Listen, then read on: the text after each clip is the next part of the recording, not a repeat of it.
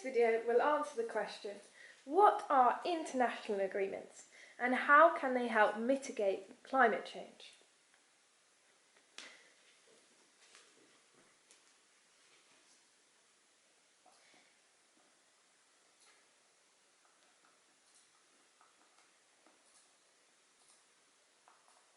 An agreement is when people decide that they're going to do something. They agree on something. International means more than one country. And so an international agreement is when more than one country decides that they're going to do something.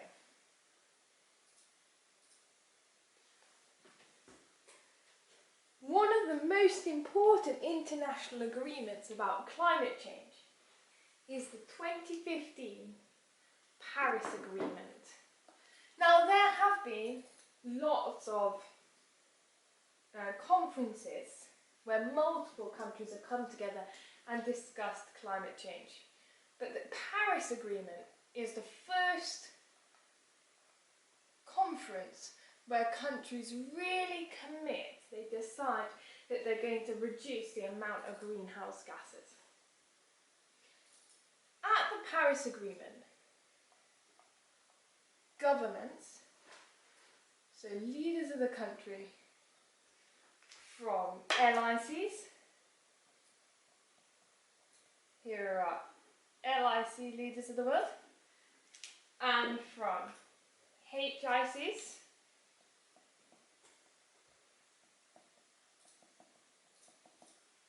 came together and they agreed to try to limit the amount of global warming, so try to limit the increase in the Earth's temperature to 2 degrees Celsius. We know that if the Earth's temperature increases past 2 degrees Celsius, we're going to have really severe consequences and impacts. So we want to limit warming to 2 degrees. We don't want any warming above 2 degrees. To help them do that, they agreed that each country would come up with a national plan. So each country's got to come up with its own plan. And that plan has to say how they are going to reduce the amount of greenhouse gases that they produce. The second thing that they did to help LICs was create a fund. A fund is just a pot of money. So all the governments from HICs pay some money into this fund.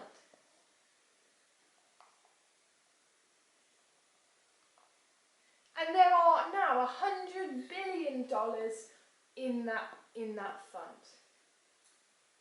And that fund is used to pay LICs to help them pay for their national plan. So LICs, low-income countries, often don't have the money to, say, invest more in renewable energy, like wind turbines or solar panels, to stop burning fossil fuels, like coal, oil and natural gas. Sorry, coal and natural gas. We don't burn oil. Oil is a fossil fuel, but we don't burn it for energy. So to help LICs stop producing greenhouse gases and build the things that they need to do that, there is a $100 billion fund paid for by HICs.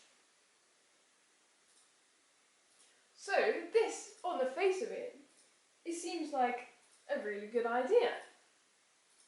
Countries have agreed to reduce the amount of greenhouse gases, they've agreed to limit global warming to 2 degrees. That's great, isn't it?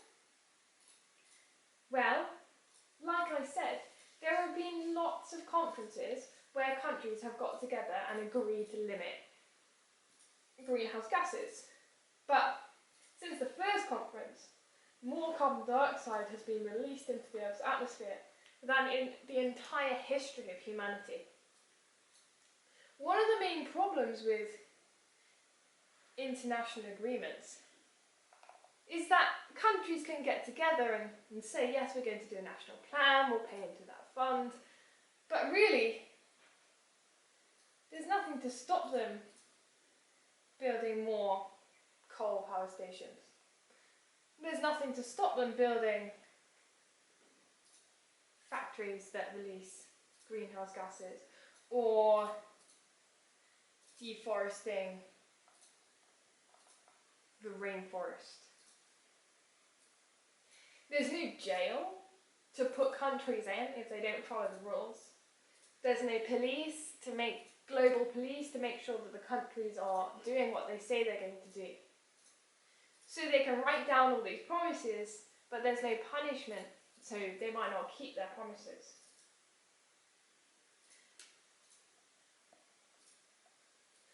So on one hand, international agreements are a good thing. Countries have agreed to reduce their greenhouse gas emissions. That's a really good thing. But on the other hand, there are lots of negatives, including that countries might not do what they say they're going to do.